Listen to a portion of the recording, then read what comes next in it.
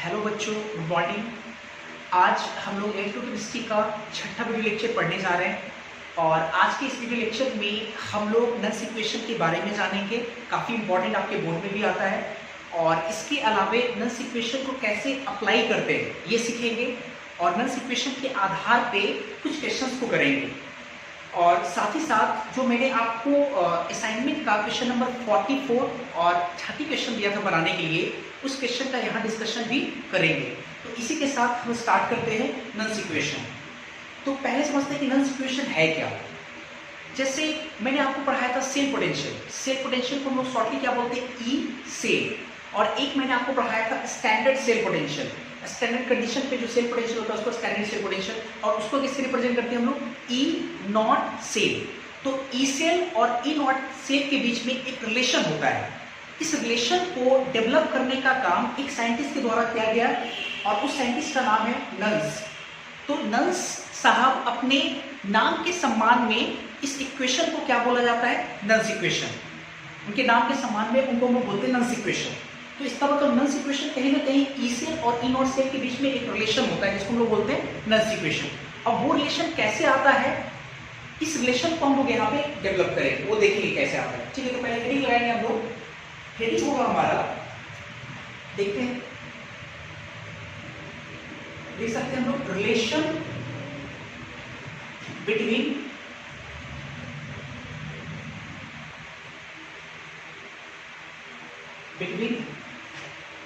E cell and E not cell, standard cell potential, या इसी को हम बोल सकते हैं क्या, इस रिलेशन को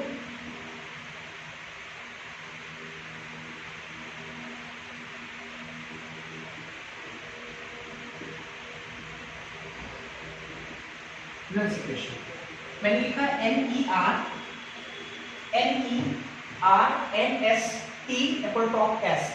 है साइलेंट होता है, इसको बोलते हैं नर्डनस, लिखते हैं लेकिन पढ़ते क्या है, नल्स इक्वेशन। ठीक है, नल्स इक्वेशन। तो रिलेशन बिटवीन ई सेल और ई नॉट सेल हमको डेवलप करना है। ई सेल और ई नॉट सेल के बीच में रिलेशन क्या है। अब ई सेल और ई नॉट सेल के बीच में जो रिलेशन है, इसको डेवलप करने के लिए एक थर्मोडायनेमिक रिलेशन का हम लोग सहारा लेते हैं। वो थर्मोडायनेमिक रिलेशन क्या है, gives free energy change delta जी और रिएक्शन क्वोशिएंट क्यू। ये एक रिलेशन है, थर्मोडायनेमिक रिलेशन। जो बच्चे 11th क्लास पढ़े होंगे जहां कहीं भी, तो आपको जो सर है आपको पढ़ाए होंगे गिव्स एनर्जी चेंज डेल्टा जी और रिएक्शन क्वोशिएंट क्यू के बीच में रिलेशन क्या होता है, जरूर पढ़ाए होंगे। हालांकि अगर आप नहीं पढ़े हैं तो आप यहाँ डायरेक्ट समझिए कि वो रिलेशन होता है। ऐसा क्या होता है, देखते हैं जरा। लिखेंगे पहले from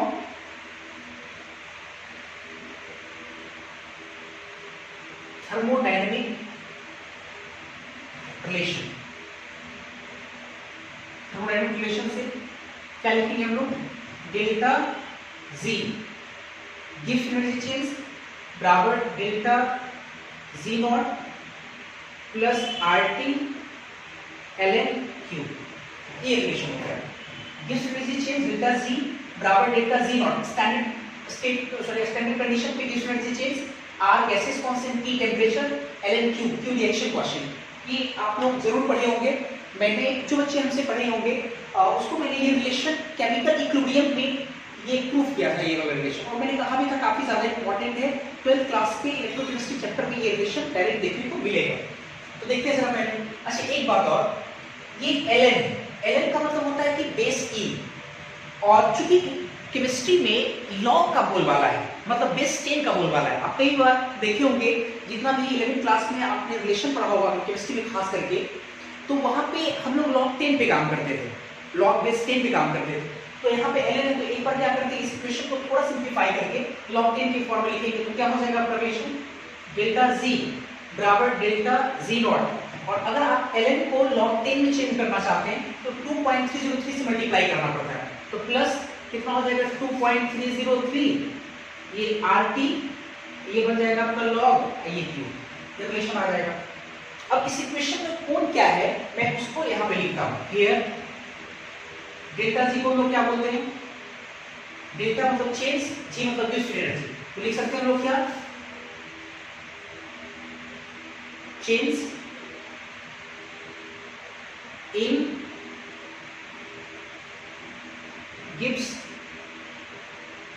free energy,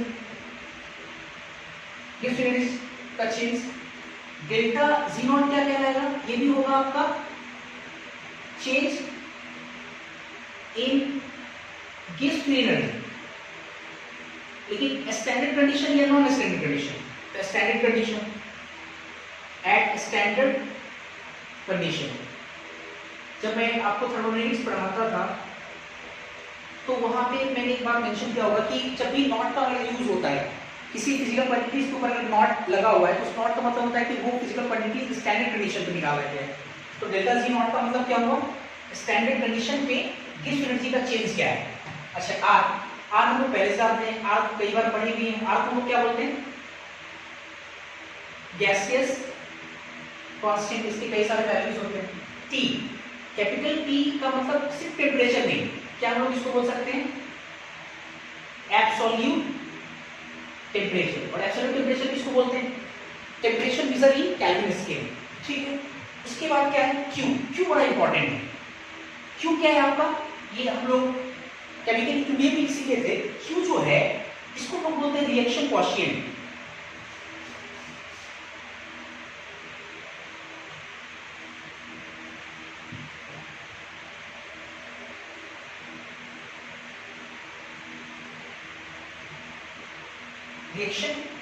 reaction coefficient और रिएक्शन कोएफिशिएंट होता क्या है। तो जो बच्चे 11th क्लास में जो बच्चे पढ़े होंगे रिएक्शन कोएफिशिएंट के बारे में वो तो डिटेल वहां पढ़े ही होंगे, लेकिन रिएक्शन कोएफिशिएंट के बारे में एक छोटा सा बोलता हूं कि रिएक्शन कोएफिशिएंट क्या होता है। जैसे आप केमिकल इक्विलिब्रियम चैप्टर में इक्विलिब्रियम कांस्टेंट का जो एक्सप्रेशन लिखते थे, इक्विलिब्रियम कांस्टेंट का प्रोडक्ट ऑफ कंसंट्रेशन के पावर उसका coefficient divided by reactant to concentration के पावर उसका कोएफिशिएंट, तो वो जो इक्विलिब्रियम कांस्टेंट का जो आप एक्सप्रेशन लिखते थे कंसंट्रेशन के टर्म्स में, वो कंसंट्रेशन होता था इक्विलिब्रियम टाइम का। लेकिन रिएक्शन कोएफिशिएंट भी क्या है, रिएक्शन कोएफिशिएंट भी आपका जैसे आप के इक्विलिब्रियम का एक्सप्रेशन लिखते हैं वैसे ही रिएक्शन कोएफिशिएंट भी इक्विलिब्रियम कांस्टेंट के एक्सप्रेशन के जैसा ही होता है।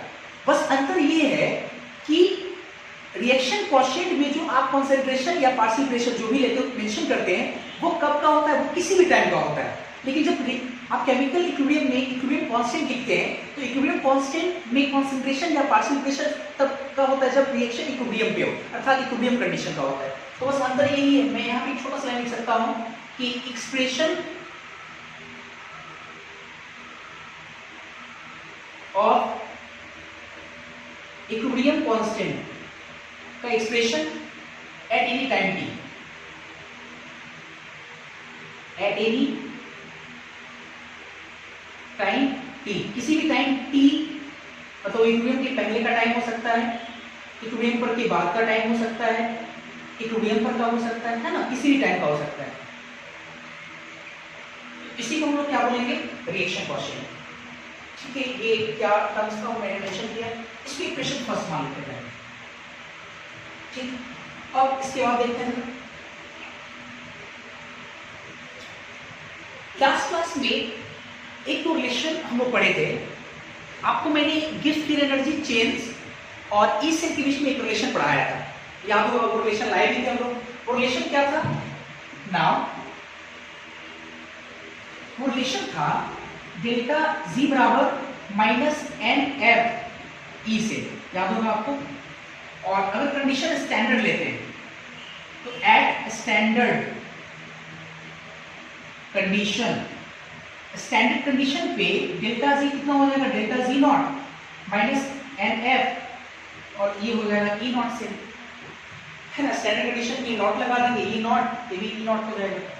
अब क्या करते हैं कि इक्वेशन जो फर्स्ट है आपका, अच्छे से इक्वेशन जो फर्स्ट है उसमें डेल्टा जी की जगह पर हम लोग लिख सकते हैं माइनस एन एफ ई से, और इक्वेशन फर्स्ट में जो डेल्टा जी नॉट है उसके जगह हम लोग लिख सकते हैं minus n F E not से।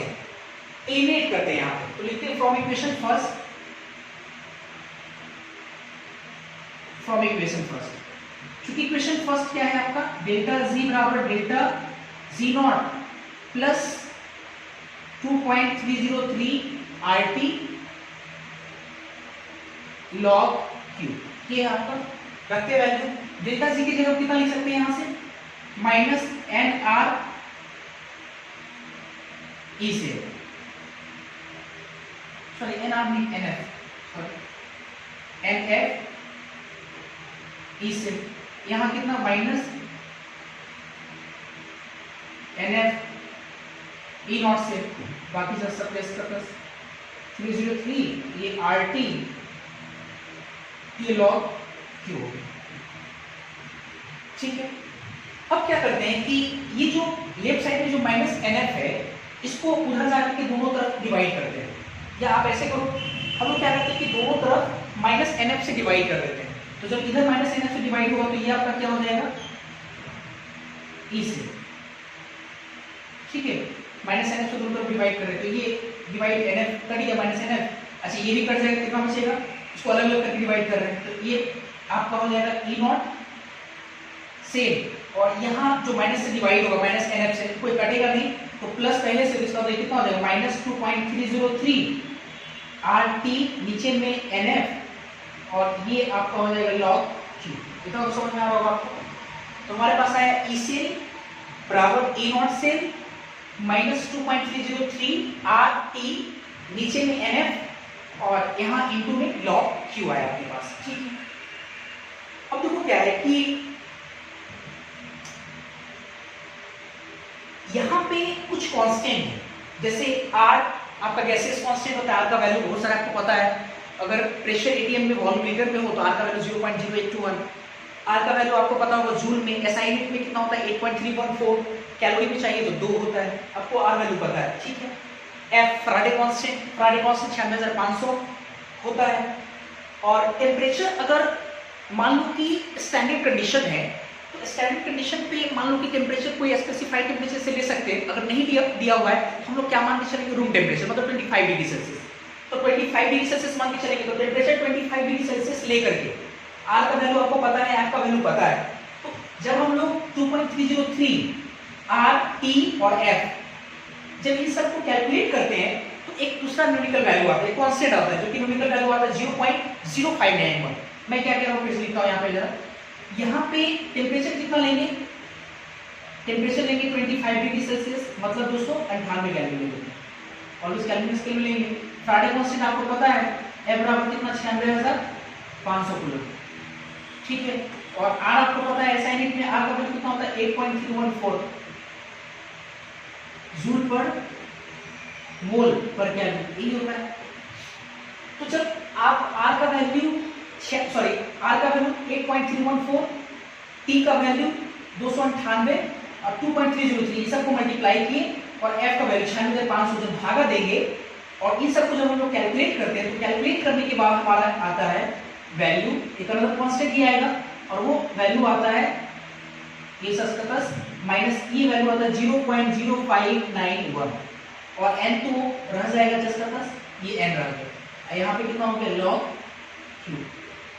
log q, और ये जो इक्वेशन आया E बराबर E से बराबर E नॉट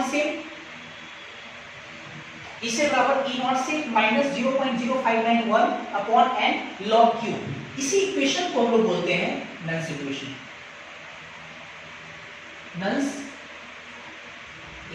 यही आपका नल्स इक्वेशन है और काफी इंपॉर्टेंट है, वेरी वेरी इंपॉर्टेंट। इसलिए मैं कह रहा हूं क्योंकि इलेक्ट्रोकेमिस्ट्री पढ़ने का मतलब होता है कि आपने नल्स इक्वेशन पढ़ा है, अगर आप नल्स इक्वेशन नहीं पढ़े मतलब इलेक्ट्रोकेमिस्ट्री आपने नहीं पढ़ा। इसलिए मैं कह रहा हूं काफी ज्यादा इंपॉर्टेंट है, बिना नल्स इक्वेशन के इलेक्ट्रोकेमिस्ट्री आप नहीं सीख सकते। ज्यादातर जो क्वेश्चन है वो नल्स इक्वेशन पे ही बना हुआ है, ढेर सारा क्वेश्चन क्रिएट किया हुआ है, तो यही आपका नल्स इक्वेशन कह रहा है। अच्छा, इसमें कौन सा टर्म क्या है, इस चीज को मैं यहाँ पे लिख रहा हूँ, यहाँ पे इस तरफ में लिखा ई से का मतलब क्या है, हियर इसे मतलब से पोटेंशियल है ना, से पोटेंशियल। ई नॉट से क्या है, ई नॉट से पोटेंशियल, लेकिन स्टैंडर्ड कंडीशन में तो से इसको लोग बोल सकते हैं स्टैंडर्ड से पोटेंशियल, इसको हम बोलेंगे स्टैंडर्ड से पोटेंशियल। अच्छा, एन क्या है आपको याद होगा, एन हम लोग इसमें पढ़े थे कभी, एन किसको बोलते थे, number of moles of electron transfer. तो एन आपका क्या है, number of moles of electron transfer. कितना मोल इलेक्ट्रॉन ट्रांसफर हो रहा है, ठीक है। क्यू क्या है आपका, क्यू तो पहले मेंशन किया हुआ, क्यू आपका क्या है, रिएक्शन क्वोशिएंट।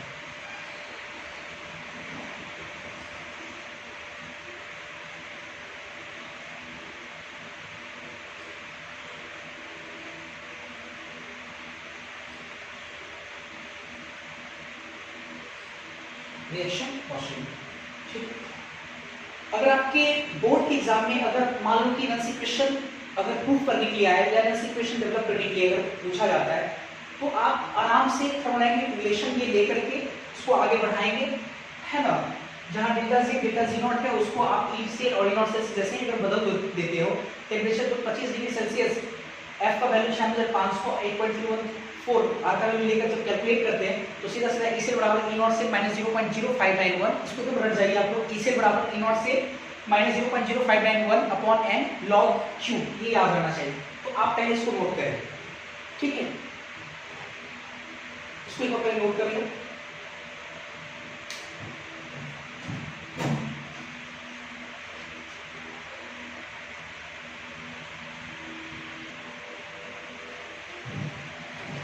अच्छा, अभी जो मैंने आपको नन्स इक्वेशन जो लाया था, नन्स इक्वेशन, ठीक है, वो काफ़ी ज़्यादा इम्पॉर्टेंट है, इसलिए आप उसको कंठस्थ याद रखिए। ऐसा इसलिए मैं कह रहा हूँ क्योंकि बहुत सारे जो क्वेश्चन है ये नन्स इक्वेशन से आपके बनेंगे, तो इसको पूरी तरह से याद कर जाइए, दिमाग में उसको छाप जाइए। मैं एक से दो बार फिर से इसको रिपीट करा देता ताकि आपको उसको याद करने में दिक्कत नहीं हो। ई सेल फॉर्मूला क्या है, ई सेल बराबर E not cell, E cell बराबर ई नॉट सेल माइनस 0.0591, 0.059 भी याद कर सकते हैं, 0.059 अपॉन एन और लॉग क्यू, ठीक है। आराम से ई सेल बराबर ई नॉट से minus 0.059 divided by n log Q, आपको याद रखना है। अच्छा, अब आते हैं जरा नल्स इक्वेशन जो मैंने भी आपको पढ़ाया है। नल्स इक्वेशन का एक खास बात ये है कि नल्स इक्वेशन को आप फुल सेल में तो लगा ही सकते हो, फुल सेल में, क्योंकि रिलेशन तो था ही फुल सेल में। ई सेल बराबर सेल सेल बोल ही रहे हैं आप, ई सेल बराबर ई नॉट सेल। इंपॉर्टेंट ये है कि नल्स इक्वेशन को आप फुल सेल के साथ साथ आप हाफ सेल के लिए भी लगा सकते हो, इलेक्ट्रोड के लिए भी लगा सकते हो, इलेक्ट्रोड के लिए फॉर्मूला है क्या हो रहा है, इलेक्ट्रोड के लिए लगा सकते हो। मतलब आपको याद होगा कि जो मैंने डेल्टा जी का जो मैं आपको फॉर्मूला पढ़ाया था, डेल्टा जी बराबर minus n F E cell, तो आप याद करो कि डेल्टा जी को आप हाफ सेल के लिए भी इस्तेमाल करते थे, हाफ सेल इलेक्ट्रोड के लिए, वहां पे लिखते थे डेल्टा जी बराबर माइनस एन एफ ई1 या ई2 मेंशन करते थे, सेल नहीं लगाते थे। तो मैं ये कह रहा हूं कि आप नल्स इक्वेशन को फुल सेल के लिए तो लगा ही सकते हैं, साथ ही साथ हाफ सेल के लिए भी एप्लीकेबल है। तो एक लाइन में लिखा हुआ है यहाँ पे जो कि काफी इंपॉर्टेंट है, वेरी वेरी इंपॉर्टेंट, वो ये कि it is applicable for full cell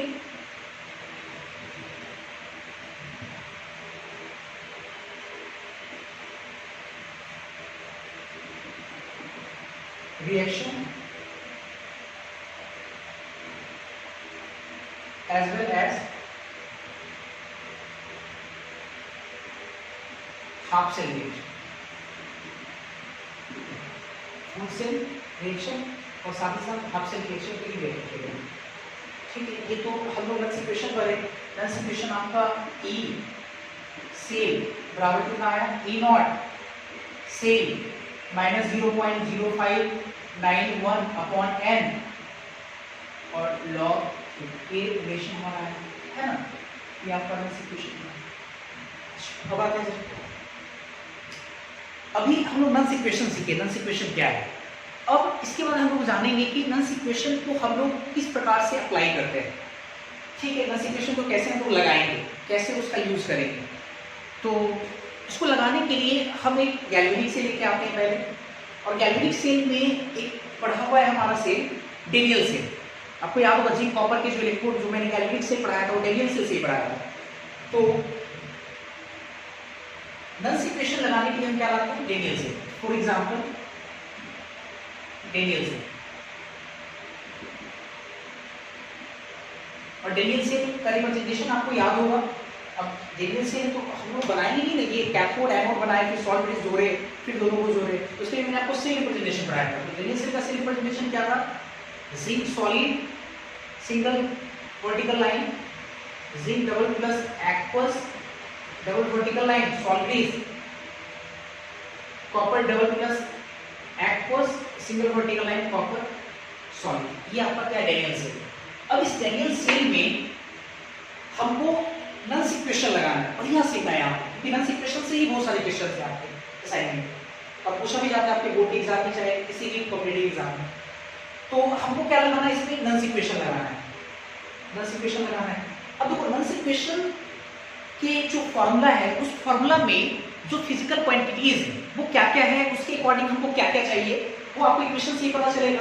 अब देखो क्या ई सेल, अब ये सेल है उसका एक सेल पोटेंशियल होगा ई सेल, वो दिया रहेगा या नहीं दिया हुआ, अगर हाफ ऑफ सेल का इलेक्ट्रो पोटेंशियल दिया हुआ है हम वो निकाल लेंगे दोनों का। याद होगा आपको सेल पोटेंशियल पढ़ाया है, ई नॉट से स्टैंडर्ड कंडीशन पे सेल पोटेंशियल, ठीक है, बराबर माइनस 0.0591 अपॉन एन, एन क्या है, number of moles of electron transfer.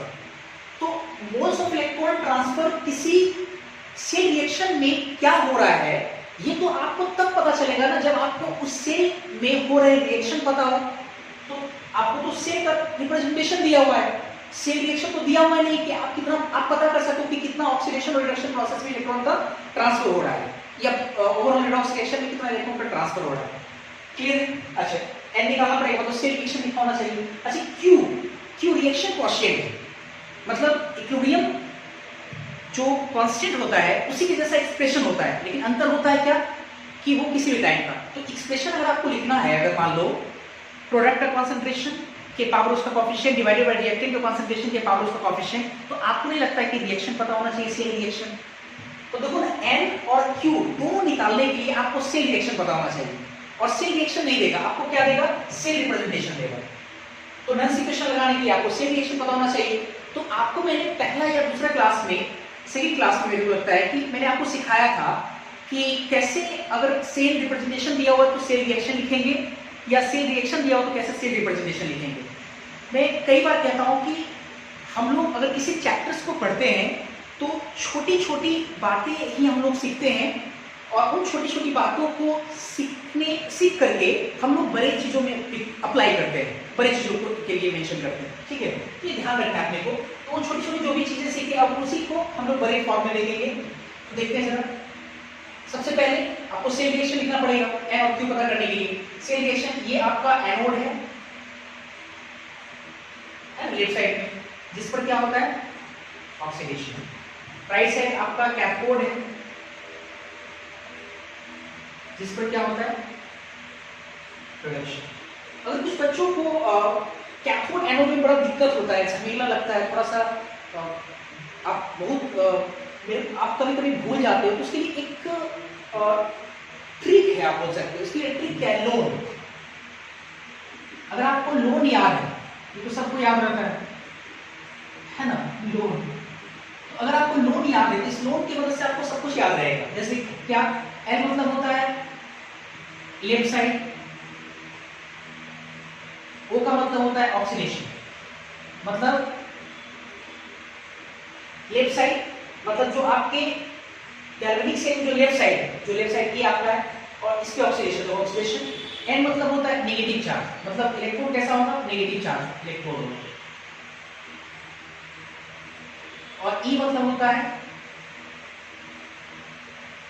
LONE, क्या होता है यार, एल मतलब left side, bottom left side है, ओ मतलब ऑक्सीडेशन, लेफ्ट साइड का ऑक्सीडेशन हो रहा है, ऑक्सीडेशन का मतलब एनोड हो गया। तो एनोड पता आपको चल ही गया, ऑक्सीडेशन जिसको होता है उसको एनोड कहते हैं। एन मतलब नेगेटिव चार्ज, और ई मतलब होता है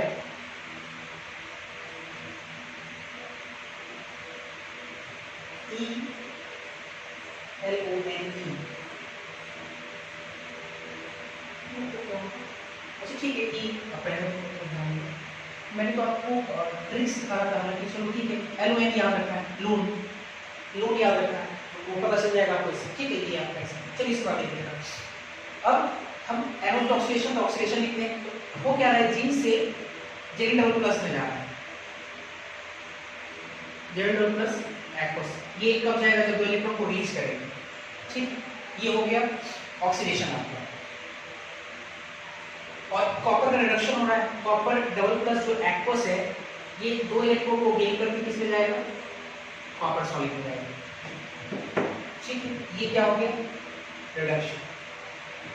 दोनों को जोड़ेंगे, ऑब्वियस है सेल रिएक्शन आएगा जिसको हम लोग बोल सकते हैं क्या, रेडॉक्स, क्योंकि एक ऑक्सीडेशन और दूसरा क्या है, रिडक्शन। रेडॉक्स, रेडॉक्स क्या आएगा, रेडॉक्स लिखने के क्रम में मैंने आपको एक बात सिखाया था कि ऑक्सीडेशन जितना इलेक्ट्रॉन लॉस होता है, रिडक्शन उतना इलेक्ट्रॉन गेन होना चाहिए, मतलब उस इलेक्ट्रॉन को काट करके आपको रेडॉक्स रिएक्शन लिखना है। तो ऑब्वियस है इलेक्ट्रॉन दूसरे में कट जाएगा, आएगा क्या हमारे पास, cell reaction, zinc solid copper double plus aqueous, ये रिवर्सिबल का साइन, सेल रिएक्शन रिवर्सिबल है, ठीक है। और ये zinc double plus aqueous plus copper salt, ये सेल रिएक्शन आ गया।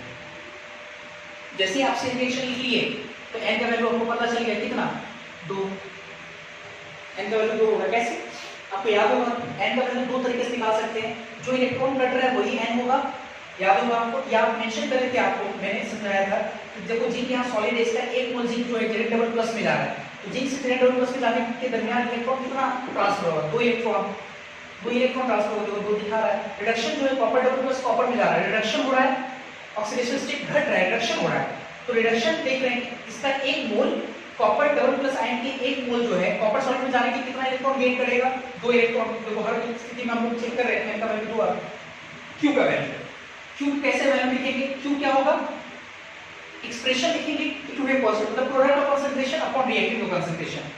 आप अगर केमिकल इक्विलिब्रियम पढ़े होंगे, जो सॉलिड होता है उसके कंसंट्रेशन को हम लोग 1 लेते हैं, ये सब पढ़ाया हुआ है क्लास में, तो इसको हम लोग लेंगे नहीं, सॉलिड को छोड़ देते हैं, उसका 1 लेते हैं, उसको भूल गए ना, इसको छोड़ देंगे। ये क्या लेंगे हम लोग, प्रोडक्ट ऑफ कंसंट्रेशन के पावर उसका कोएफिशिएंट, तो Zn डबल प्लस आयन के कंसंट्रेशन, बड़ी ब्रैकेट का मतलब कंसंट्रेशन होता है, ब्रैकेट और उसका कोएफिशिएंट, कोएफिशिएंट कुछ नहीं तो 1 है, डिवाइडेड बाय रिएक्टेंट, रिएक्टेंट भी सॉलिड है, ये एक्वस है, तो आपको याद हो सॉलिड के कंसंट्रेशन को मेंशन नहीं करते इक्विवेलेंट एक्सप्रेशन में, ठीक है। ये कॉपर को लिखेंगे क्या, कॉपर डबल प्लस एक्वस के कंसंट्रेशन के पावर 1, कोएफिशिएंट यहां पे 1, तो ये आपका देखो Q निकल गया, n निकल गया, तो यहां से हम लोग क्या नल इक्वेशन लगा सकते हैं, इसलिए नल इक्वेशन के अकॉर्डिंग E से बराबर कितना होगा, काफी इंपॉर्टेंट है, E नॉट से एकदम याद रखिए इसको, 0.0591 अपॉन कितना 2, n का वैल्यू कितना आया था आपका 2, और लॉग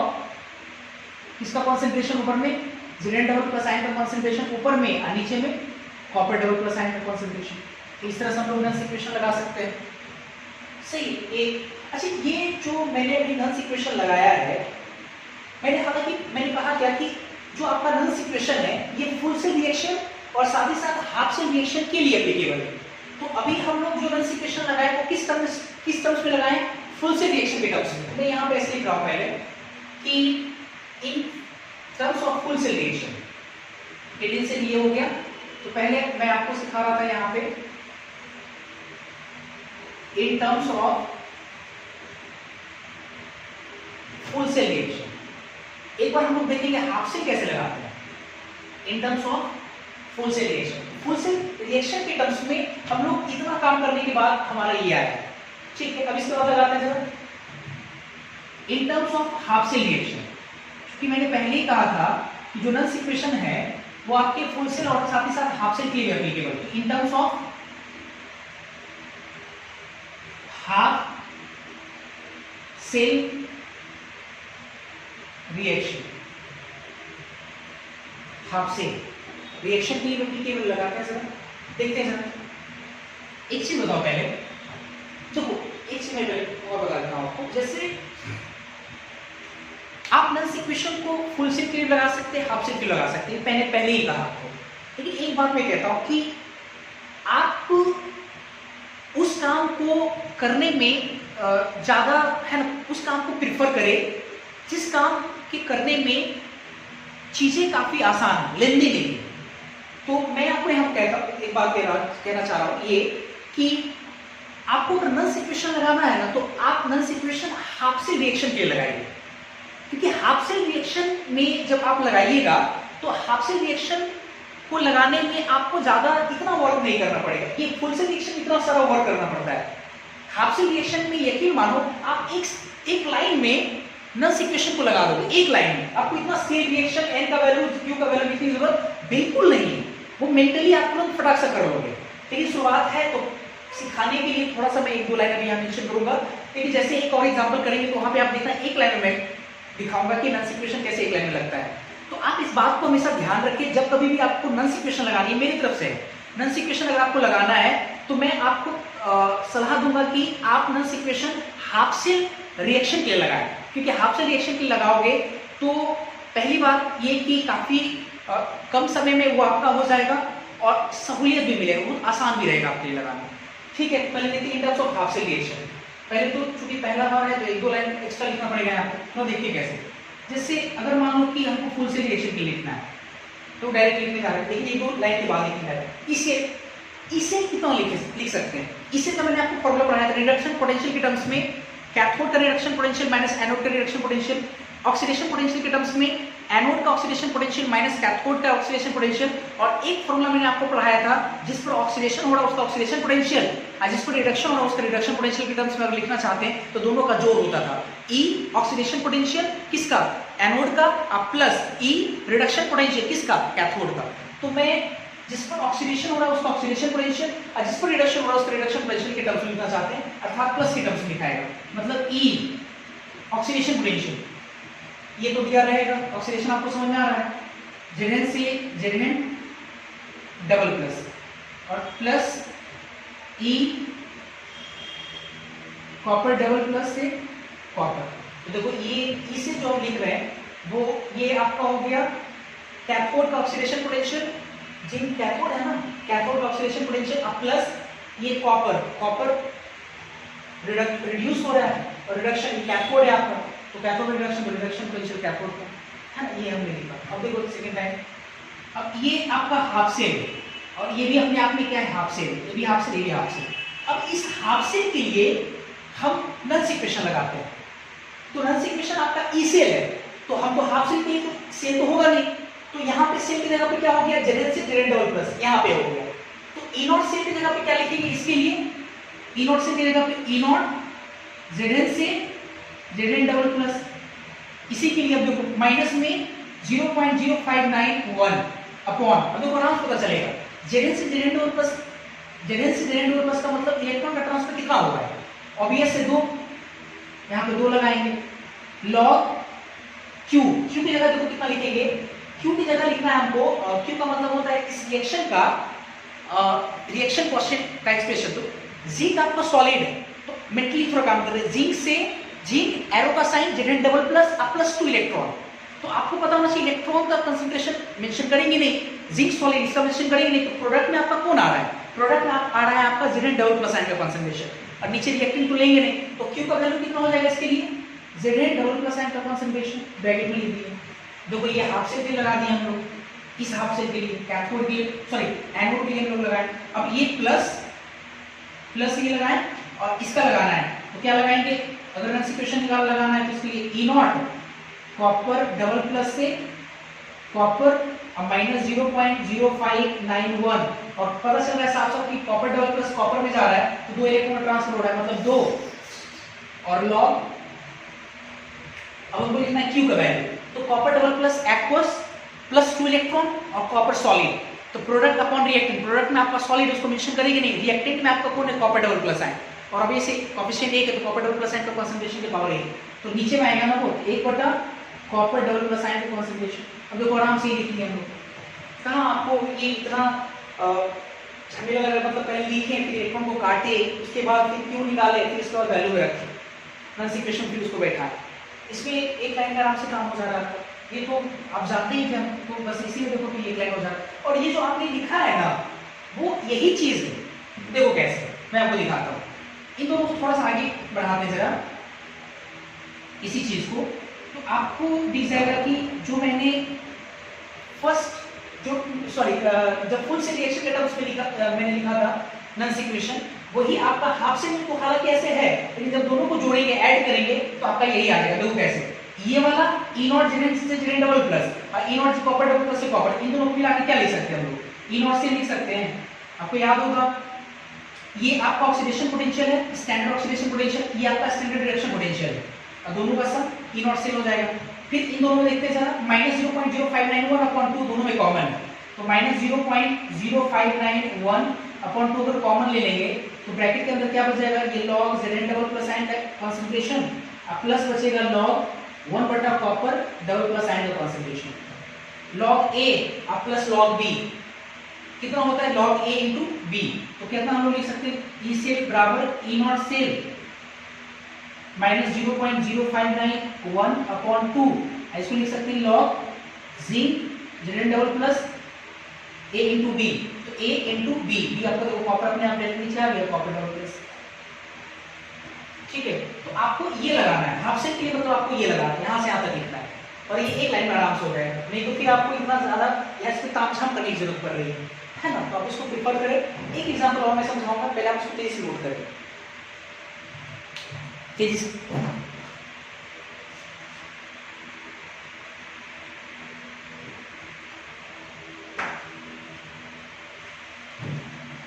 नेक्स्ट इक्वेशन कि कैसे अप्लाई करते हैं उस पर एक एग्जांपल और देख लेते हैं, ठीक है। अभी एक एग्जांपल लिखे थे, एग्जांपल 2।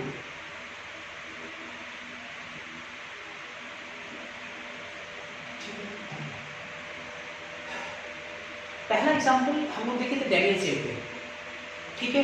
अब हम गैल्वेनिक सेल का कोई दूसरा एग्जांपल लेते हैं, अपने मन से एक सेल रिप्रेजेंटेशन लेते हैं इसके लिए, अपने मन से। मान लो कि एक सेल है galvanic cell Fe cell, Fe triple plus salt bridge, H plus से H2 गैस और गैस के इसमें प्लेटिनम सॉलिड, या कॉमन भी लिख सकते हैं, आपको याद हो प्लेटिनम सॉल्ट। ये हमने एक सेल रिप्रेजेंटेशन किया, ठीक है। और इस सेल के लिए आपको नल्स इक्वेशन अप्लाई करना है, लिखना है उसको, नल्स इक्वेशन लिखना है। तो चलो इसमें मेरे पास दो तरीका है। पहला तरीका हम लोग लिखेंगे in terms of full cell, full cell reaction. तो फुल सेल रिएक्शन में लिखने में कितना तामझाम होता है, कितना लिखना पड़ता है, क्योंकि आपको N और Q चाहिए तो आपको सेल रिएक्शन लिखना पड़ेगा। जैसे देखो Fe से Fe triple plus, cell reaction कितना है? आपकी ऑक्सीडेशन है, तो कितना इलेक्ट्रॉन को लॉस करेगा? 3 इलेक्ट्रॉन, ये आपका ऑक्सीडेशन हो गया। इसका रिडक्शन हो रहा है, तो H प्लस जो है वो H2 में जा रहा है, तो 2 मोल H प्लस आप लिख सकते हो, 2 मोल H प्लस 2 इलेक्ट्रॉन को गेन करके H2 गैस में जा रहा है। अच्छा, कुछ बच्चे चाहे तो ऐसे लिख सकते हैं H प्लस 1 इलेक्ट्रॉन को गेन करके हाफ H2 गैस में जा रहा है, तो वो भी गलत नहीं है, सही है, ठीक है, बिल्कुल लिख सकते हैं इसको। इसके बाद देखते हैं ये आपका क्या है? रिडक्शन है। हमको सेल रिएक्शन चाहिए, ऑब्वियसली दोनों को जोड़ना है, जोड़ने के बाद क्या आएगा? Cell reaction. इंपॉर्टेंट क्या है कि अगर आप सेल रिएक्शन लिखते हैं तो सेल रिएक्शन लिखने के क्रम में आपको ध्यान देना पड़ेगा कि ऑक्सीडेशन जितना इलेक्ट्रॉन लॉस होता है, रिडक्शन उतना ही गेन होना चाहिए। तो यहाँ 3 लॉस हो रहा है, 2 गेन हो रहा है, ऑब्वियसली इलेक्ट्रॉन तो बराबर है नहीं, तो अपने मन से क्या करना पड़ेगा इसको बराबर करने के लिए? मेरे को लगता है इसमें 2 से मल्टीप्लाई करना पड़ेगा, इसमें 3 से मल्टीप्लाई करना पड़ेगा। ये 3 गुना 6 और ये 3 से 6 मल्टीप्लाई 3 गुना 6, तब जाके ये इलेक्ट्रॉन क्या होगा? कटेगा, और आपका सेल रिएक्शन क्या आ जाएगा? ये 2 मोल Fe, ऑब्वियस आयरन है, कुछ नहीं तो सॉलिड, ये कितना हो जाएगा? 3 गुना 6 मोल H प्लस एक्वस, और ये रिवर्सिबल का साइन, और 2 मोल Fe ट्रिपल प्लस एक्वस और 3 मोल H2 गैस, 3 मोल H2 गैस, ये आपका सेल रिएक्शन है। अब देखो यहाँ से साफ साफ पता चल रहा है कि N का वैल्यू कितना? 6, क्योंकि आपने 6 इलेक्ट्रॉन को काटा है, और Q का वैल्यू को लिखना है रिएक्शन क्वोशिएंट। देखते हैं जरा, सॉलिड भी तो होगा नहीं, ऐसी सॉलिड ये जो product of concentration upon reactant का, तो प्रोडक्ट में आपका Fe ट्रिपल प्लस आयन है, तो हम लोग लिख सकते हैं Fe ट्रिपल प्लस का कंसंट्रेशन के पावर कितना? 2 इनटू, देखो H2 गैस है, तो गैस के केस में क्या पार्शियल प्रेशर मेंशन करते हैं? तो partial pressure of H2 gas, partial pressure of H2 gas के पावर कितना? 3 डिवाइडेड बाय, रिएक्टेंट में आती है, सॉलिड को मेंशन करेंगे नहीं, H प्लस एक्वस है, एक्वस के लिए कंसंट्रेशन तो H प्लस की पावर कितना 6, H प्लस की पावर 6, ये मैंने क्यों लिख दिया। तो अब हम लोग क्या लगा सकते हैं, non equation. Now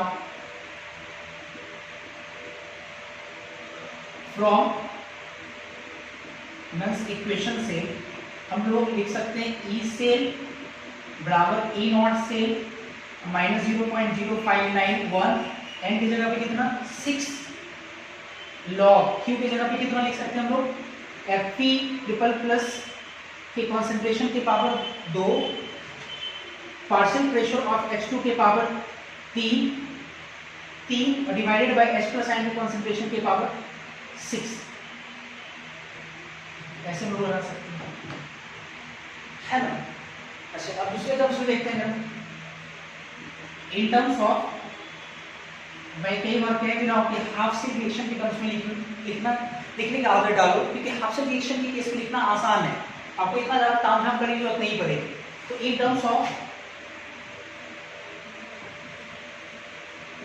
half cell reaction के टर्म्स में देखते हैं, एक लाइन में लिखते हैं, एक लाइन में लिख सकते हैं ई सेल बराबर हम लिख सकते हैं बढ़िया से, ये तो सेल रिप्रेजेंटेशन आपको दिया ही रहेगा, तो वो एक लाइन लिखेंगे।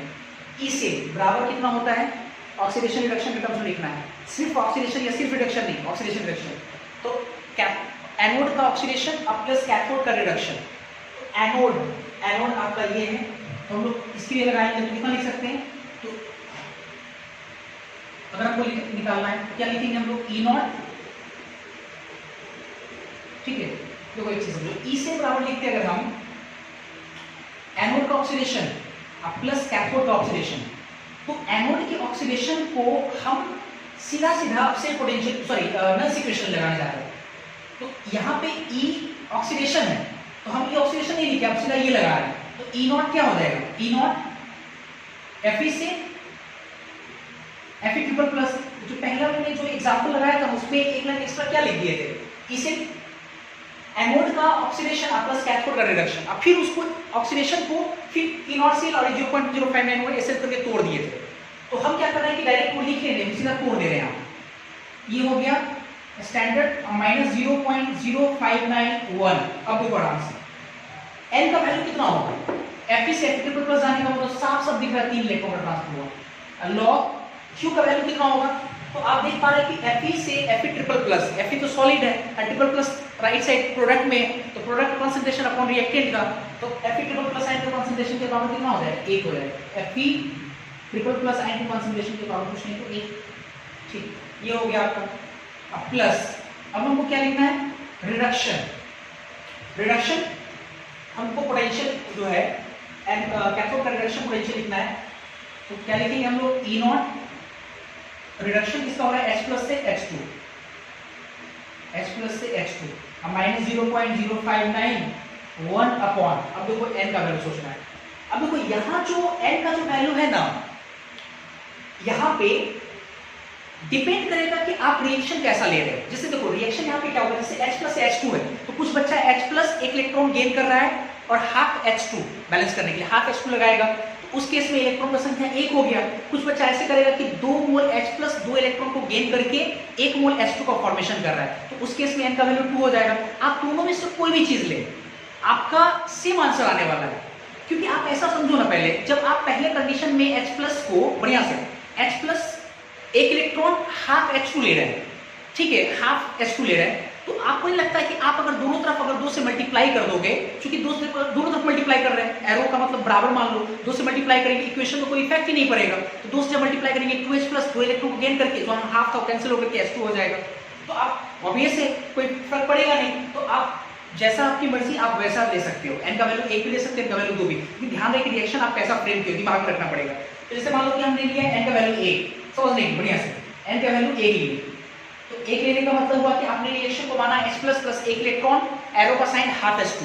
अब लगाते हैं लॉग बढ़िया से, H2 gas half H2 gas है, तो प्रोडक्ट का कंसंट्रेशन अपॉन रिएक्टेंट, प्रोडक्ट में आपका गैस का लिए पार्शियल प्रेशर कितना हो जाएगा, पार्शियल प्रेशर ऑफ H2 के पावर हाफ हो जाएगा, हाफ डिवाइडेड बाय रिएक्टेंट के कॉन्सेंट्रेशन। तो रिएक्टेंट में आपका क्या H प्लस आयन अब प्लस एक इलेक्ट्रॉन, इलेक्ट्रॉन का तो लेंगे नहीं, तो H प्लस आयन के कॉन्सेंट्रेशन की पावर कितना होगा, एक आ जाएगा, एक।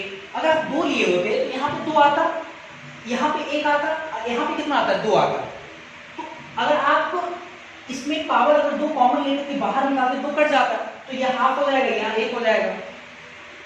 समझ में हम क्या बोलना चाह रहे थे, ऐसे देखो ना, अभी ये हाफ है ना, ये एक है, ठीक है। तो अगर मान लो दो लेते तो यहाँ पे दो आता, यहाँ पे कितना आता, एक आता यहाँ पे, और यहाँ पे कितना आता, दो आता। तो यहाँ दो पहले से, यहाँ पे एक है, तो हम क्या किए कि एक है दो बटा दो लिख सकते हैं, यहाँ दो पहले से, अब पूरे में दो कॉमन लेंगे, पावर भी दो कॉमन हो गया, पावर आ गया दो, तो यहाँ हाफ हो गया, यहाँ पे एक हो गया। अब फिर पावर देखो बाहर फेंको, पावर जिससे दो फेंकेंगे यहाँ पे, तो इनटू में बन के आएगा, पहले से आप दो दो कैंसिल हो गया, तो फिर ये हो गया कि नहीं इक्वेशन, क्लियर है। तो देखो इस तरह से एक लाइन में लिख पा रहे, इससे आराम से लोग लगा सकते हैं। तो जो चीज़ जानते भी होंगे कि इसका रिडक्शन पोटेंशियल जीरो होता है, ये एसआरपी, तो ऐसे करके हम लोग काम कर सकते हैं। तो ये हम लोग नल्स इक्वेशन कैसे अप्लाई करते हैं, हमने आपको दो एग्जांपल की मदद से समझाया। उम्मीद करता हूँ कि आपको ये सब समझ में आया होगा, ठीक है। और ये जो दोनों को फिर से अगर अच्छे से जोड़ोगे ना, तो यही चीज आ जाएगा। तो उतना टाइम पास नहीं करने जा रहा है, यकीन मानो कि वैसा आ जाएगा। तो आप ध्यान रखें कि हमेशा जब कभी भी नल्स इक्वेशन लगाना है, तो कोशिश करें कि आप half cell plus half cell करके लगाएंगे, ये ध्यान रखें, क्योंकि फुल सेल में आपको इतना काम झाम करने की जरूरत होगी, क्लियर है यहाँ पर। तो इसके बाद हम नल्स इक्वेशन पे एक दो क्वेश्चन कराते हैं, फिर देखते हैं। उसको पहले आप नोट करें।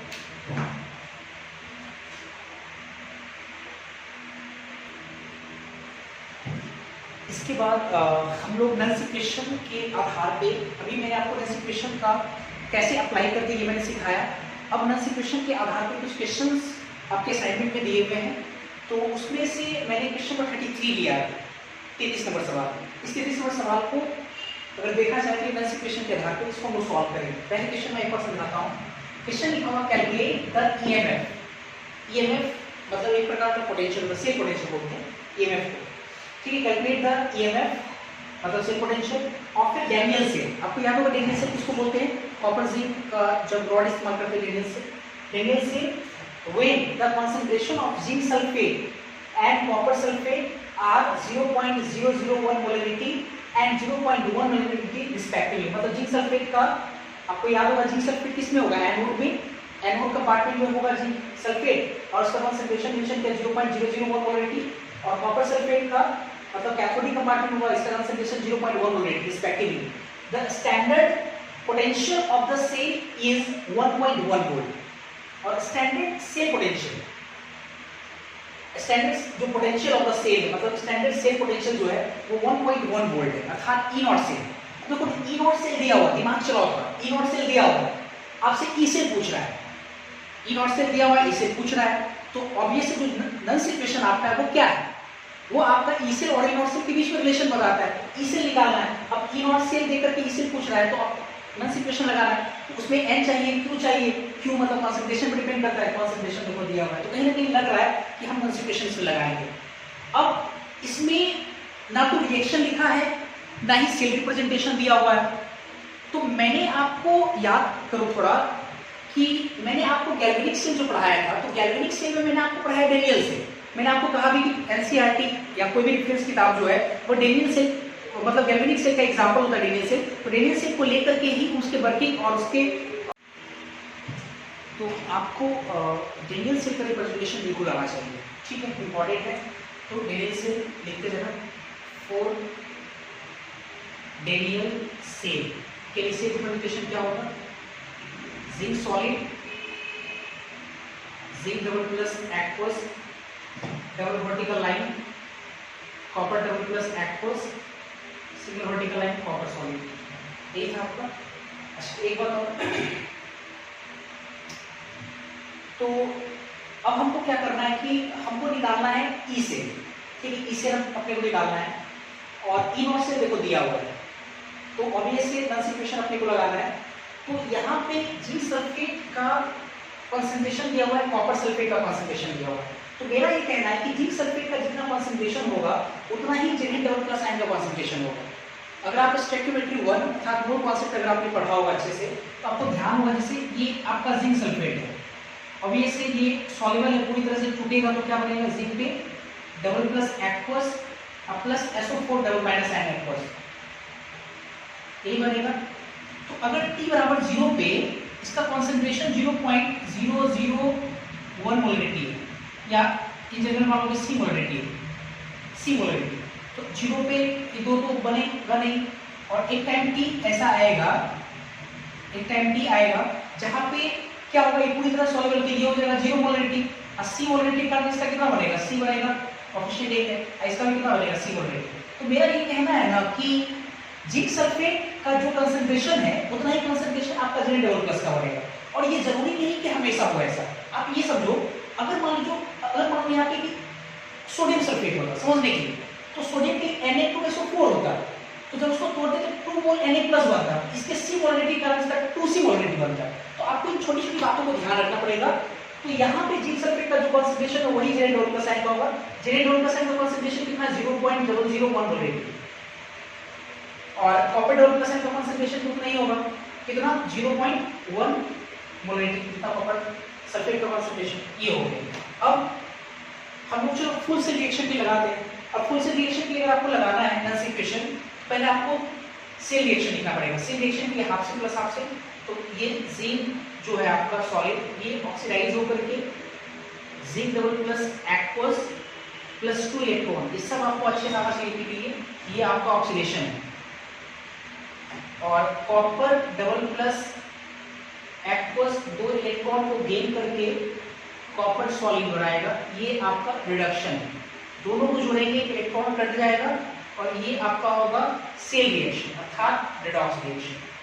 रेडॉक्स रिएक्शन क्या है, zinc sulphate copper $+ aqueous, reversible का sign, Zn++ aqueous plus copper solid.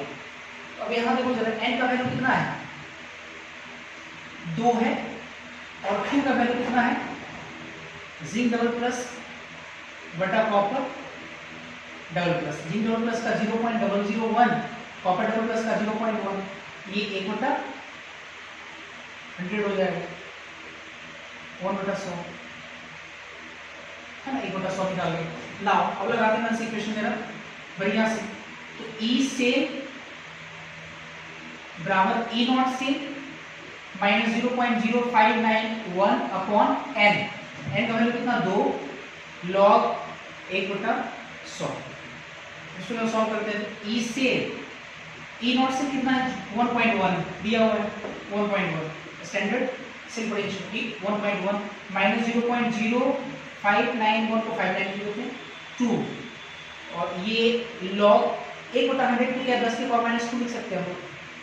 Power बाहर से आएगा तो कितना हो जाएगा, 1.1 -0.059 अपॉन 2, -2 पावर बाहर आ गया।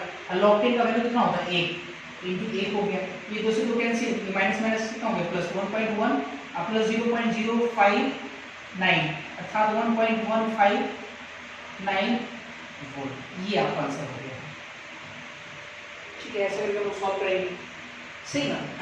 आप हाफ से भी लगा सकते, कोई दिक्कत नहीं है, हाफ से भी काम कर सकते हो। ठीक है, ये हो गया आपका। इसके बाद देखते क्वेश्चन और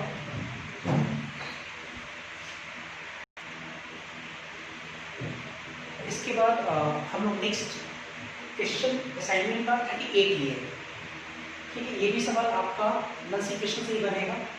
क्वेश्चन क्या, मैं एक बार पढ़ता हूँ। क्वेश्चन लिखा हो कि the EMF of the cell, देखो एक सेल दिया हुआ है, ये यहाँ से लेकर यहाँ तक एक सेल, ठीक है,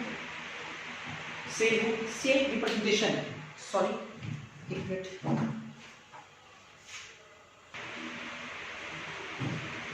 क्वेश्चन में सेल का रिप्रेजेंटेशन दिया हुआ है, ईएमएफ ऑफ द सेल का रिप्रेजेंटेशन लिखा हुआ है एम मेटल, और वो Mn+ मेटल Mn+ में जा रहा है, और इस Mn+ का कंसंट्रेशन 0.02 मोलरिटी दिया हुआ है।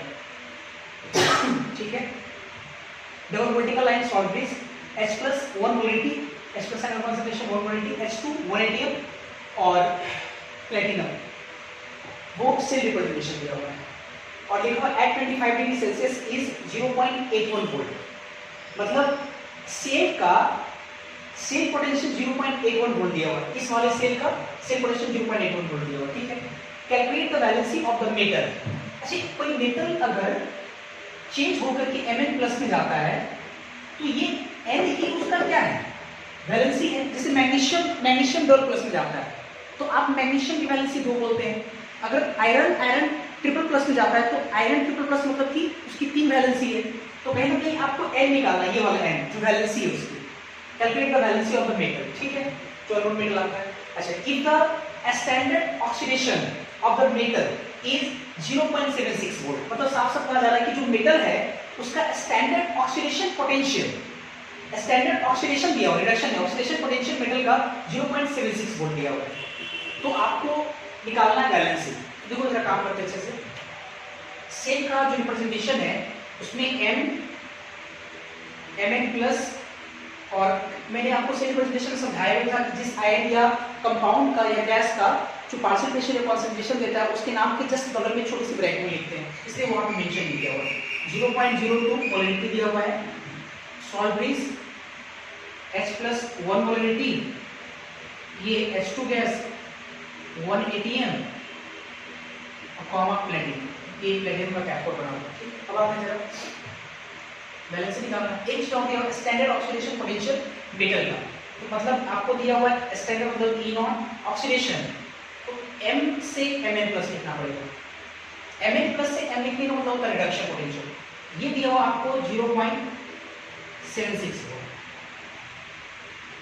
0.76 वोल्ट, ठीक। अब बैलेंस निकालना है हमें, चलो काम करते हैं हम लोग। अच्छा, एक चीज और, ई से तो दिया हुआ है ना, ई से कितना दिया हुआ है, ई से बराबर 0.81 वोल्ट। चलो लगाते हैं नाउ, नल्स इक्वेशन लगाते हैं। तो नल्स इक्वेशन ई से हाफ सेल लगा रहे हैं, half cell plus half cell, तो हाफ सेल पहले इसका लगा रहे हैं, तो E0 M से Mn प्लस है ना, माइनस 0.0591 अपॉन n। n क्या होता है, नंबर ऑफ इलेक्ट्रॉन ट्रांसफर। तो m को Mn प्लस जाने में इलेक्ट्रॉन ट्रांसफर कितना होगा, n, और यही n को निकालना है आपको। n ही होगा, मेटल है 2 प्लस में जाएगा तो 2 इलेक्ट्रॉन ट्रांसफर हुआ, 2 प्लस में होता, 3 प्लस में जाएगा 3 इलेक्ट्रॉन, तो Mn प्लस में जा रहा है, n इलेक्ट्रॉन ट्रांसफर हुआ होगा, n यहाँ लगा दिए। लॉग आपको लगता है ये सॉलिड है, ये एक्वस है, तो प्रोडक्ट अपॉन रिएक्टेंट हम लोग लिखेंगे Mn प्लस का कॉन्सेंट्रेशन, उसके बाद फिर प्लस अब कैथोड का रिडक्शन पोटेंशियल, तो कैथोड का रिडक्शन पोटेंशियल को अपना इक्वेशन लगाते हैं, तो E0 H प्लस से H2 है ना, माइनस 0.0591, 1 नहीं लिख रहे हैं, 1 n का वैल्यू, H प्लस चलो एक ही लेते हैं यहाँ पे, H प्लस से H2 मान लेते हैं, तो लॉग हम लोग कितना लिख सकते हैं, हाफ H2 होगा ना, जिसका मतलब पार्शियल प्रेशर ऑफ H2 के पावर हाफ और H प्लस एंड कॉन्सेंट्रेशन के पावर 1। ये तब होगा जब आप H प्लस को एक इलेक्ट्रॉन गेन करा करके हाफ H2 लिखते हो, तो वैसे करके हो गया। अच्छा, अब आगे जरा, अब वो जो n निकालना साफ हो गया। ई से दिया हुआ कितना 0.81, E0 M से Mn प्लस देखो दिया हुआ है 0.76 माइनस 0.0591 n निकालना है, रहने देते हैं। लॉग Mn प्लस कॉन्सेंट्रेशन 0.02, ठीक है, प्लस, अच्छा ये 0 होगा, SRP मैंने आपको पढ़ाया है, E0 H प्लस से H2, SRP standard reduction potential का वैल्यू कितना होता है 0, हाइड्रोजन इलेक्ट्रॉन के लिए 0, ये कितना हो गया तो आपका 0 माइनस 0.0591 अपॉन 1, ठीक है, और यहाँ कितना हो जाएगा, log partial pressure of H2 1 atm, तो 1 के power half divided by H plus angle concentration 1 molarity. तो हमको लगता है कि ये पूरा टर्म भी 0 हो जाएगा, कैसे, 1 के पावर हाफ 1/1 आएगा, लॉग 1 का वैल्यू 0, 0.0591 में अगर 0 से मल्टीप्लाई करके पूरा टर्म कितना हो गया, 0 हो गया आपका। तो आपके पास क्या आएगा जब देखते हैं, हमारे पास ओवरऑल निकल क्या है 0.81 बराबर 0.76 माइनस यहाँ पे कितना है 0.0591 अपॉन n, और log 0.02 है, बढ़िया देखना जरा, 0.02 को हम लिख सकते हैं 2/100 और 2/100 को हम लिख सकते हैं log 2 माइनस log 100, ठीक है, या ऐसे चलो लिख ही देते पहले log 2/100, 2/100, ठीक है, इसको इधर ले आते हैं, या ठीक है अभी करने को, ठीक है, चलो इसको इधर ले आते हैं, तो 0.81 माइनस 0.76 बराबर कितना हो गया, माइनस 0.0591, छोड़ देते हैं n तो निकालना ही है, log 2/100, तो आप लिख सकते हैं log 2 माइनस log 100, log 2 का वैल्यू 0.3, ये तो कई बार हम लोग पढ़े हैं, और माइनस log 100 का वैल्यू कितना हो जाएगा, log 100 को हम लोग लिख सकते हैं, और 100 है तो 10 के पावर 2 लिख सकते हैं, 2 बाहर आ गया, log 10 का वैल्यू 1 हो जाएगा, तो 2 × 1 ये हो गया, इसको इसमें से अगर घटाएंगे तो 11, ठीक है, एक पहले से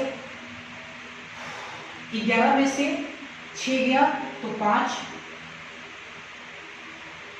ठीक है, 0.05 होगा, 0.05 बराबर 0 माइनस में 0.059 डिवाइडेड बाय n, और 0.3 में से 2 अगर घटाएंगे तो माइनस में आएगा कितना, 1.7, माइनस 1.7, तो यहाँ से n का वैल्यू कितना निकालेंगे, ये तो माइनस प्लस हो गया, 0.059 इंटू 1.7 डिवाइडेड बाय 0.05, ठीक, अब देखो जरा n निकालना है अपने को, बढ़िया से, ये 0.059 को हम लोग 0.06 भी तो मान सकते हैं, ये 0.05 इंटू 1.7, तो ये दशमलव से दशमलव कैंसिल हो गया, तो 17 से कितना हो जाएगा, 6 7 42 के 2 हाथ से 4, 6 4 10, 10.2 डिवाइडेड बाय 5, तो मतलब कितना आ जाएगा, 5 दूनी 10, 2 आया तो 2 तो लगेगा नहीं, 0 में खा करके 5 26, 2.04, तो 2.04 आपको पता है वैलेंसी जो होता है वो इंटीजर वैल्यू होगा, तो लगभग इसको लोग कितना ले सकते हैं, 2 ले सकते हैं, तो 2 आंसर आएगा, n का वैल्यू कितना हो गया, 2। एक चीज मैं और आपको बताता हूँ, इतना आपको सॉल्व करने की जरूरत भी नहीं था, आपको याद होगा कि मैंने आपको जिंक के बारे में पढ़ाया था कि जिंक का स्टैंडर्ड ऑक्सीडेशन पोटेंशियल का वैल्यू जो है वो प्रैक्टिकल मैंने वैल्यू सुना है तो 0.76 वोल्ट होता है, तो इसका मतलब आपको पता हो गया कि ये जिंक है, और ये जिंक है तो obviously zinc Z double plus में क्या होगा, इसलिए कहीं ना कहीं देखो उसका जो वैलेंसी वो 2 आ गया आपको, तो खैर वो एक अलग चीज है, लेकिन ऐसे हम निकालेंगे।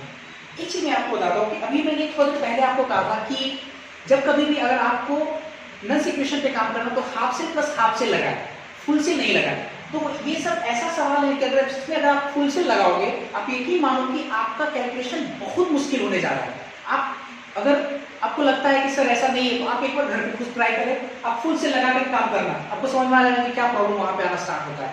वहाँ पे n इतना ज्यादा प्रैक्टिकल तरीके से फंस जाता है लॉग में कि आपको सॉल्व करने में थोड़ा दिक्कत होगा वहाँ पे, इसलिए मैं आपको कई बार कह रहा हूँ कि half cell plus half cell लगाएंगे, कि हाफ सेल वाला आइडिया जो है वो किसी के साथ में लगाएंगे आपका आराम से क्वेश्चन बनेगा, इस बात का ध्यान रखेंगे आप लोग। तो पहले आप इसको सॉल्व कर लें, और एक छोटा सा और थ्योरी है मैं मेंशन कर देता हूं, पहले आप इसको नोट करें।